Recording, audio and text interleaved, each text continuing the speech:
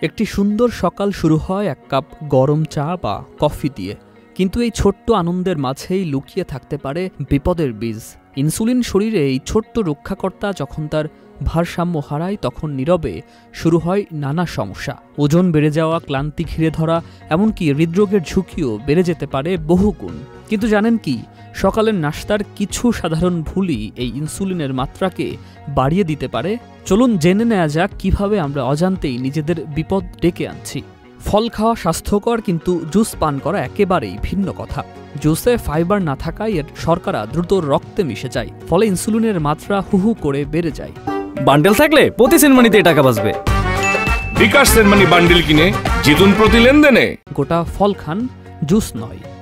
সাদা রুটি, পাউরুটি, জ্যাম, পেস্ট্রি এগুলো দেখতে নিষ্পাপ মনে হলেও এরা উচ্চ কার্বোহাইড্রেটে বোমা।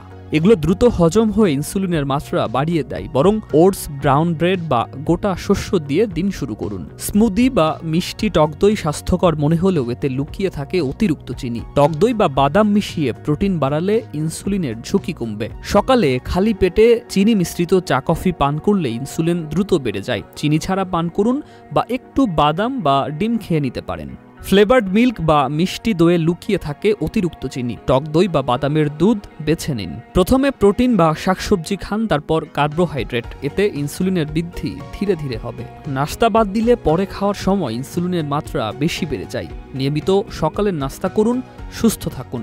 সকালের নাস্তায় ছোট ছোট সচেতনতা আপনাকে দীর্ঘদিন সুস্থ রাখবে। ইনসুলিনের ভারসাম্য রক্ষা করুন, সুস্থ জীবন উপভোগ করুন।